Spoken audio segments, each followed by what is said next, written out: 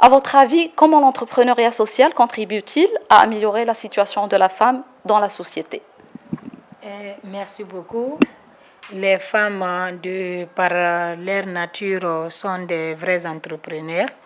Et les femmes, toujours de par leur nature, sont très organisées et sont des personnes qui sont déterminées en mouvement associatif et dans les coopératives.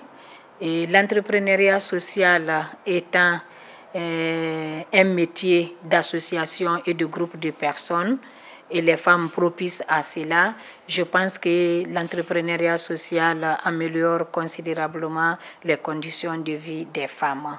Elles font des petites activités génératrices de revenus en groupe, elles apprennent des métiers en association et elles les exercent ensemble. Elles font des tontines, des petites cotisations à retenir par tour de rôle. Et toutes ces structurations qui sont des valeurs africaines sont de nature à améliorer les conditions de vie des femmes en général, en particulier, et des populations vulnérables en général. Donc on peut, par ces synthèses, conclure que l'entrepreneuriat social est un vrai vecteur de développement et d'intégration pour la couche féminine. Donc, dans ce sens, quelles sont les stratégies au niveau des gouvernements à mettre en place pour rendre justement ce rôle de la femme, pour qu'elle soit active dans la société, pour qu'elle puisse développer ou bien s'intégrer dans le développement socio-économique du pays? Bon, le gouvernement, leur rôle d'abord, c'est l'engagement du gouvernement. Il faut que le gouvernement manifeste l'engagement d'impliquer les femmes dans le développement socio-économique des États à travers la création des structures fêtières, mais aussi à travers la création des cadres juridiques vraiment légaux pour favoriser l'épanouissement des femmes. Et dans certains pays, il y a les institutions de microfinance qui sont légalisées, et il y a les structures ou les centres d'apprentissage de métiers pour les femmes qui sont créés par le gouvernement. Et le gouvernement contribue aussi considérablement à la formation de la couche féminine. Tout ça concourt à créer un environnement propice d'implication des femmes dans les instances de développement socio-économique des différents États. Très bien. Donc, pour ce qui est de la coopération sud-sud, comment la coopération sud-sud peut-elle être un vecteur pour promouvoir l'entrepreneuriat social?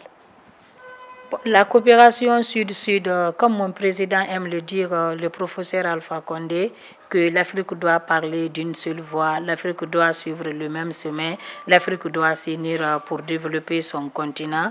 Je pense que si cette philosophie s'applique dans tous les États africains et que l'Afrique se donne la main, l'Afrique se complète parce que par endroits en Afrique, il y a des choses qui manquent ailleurs. S'il y a la complémentarité des efforts et des atouts des uns et des autres dans les pays différents, je pense que l'État peut considérablement profiter et faire profiter ces populations de la coopération sud-sud pour développer l'entrepreneuriat social.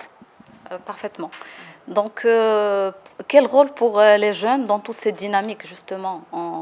L'entrepreneuriat social, c'est les femmes, mais c'est aussi les jeunes.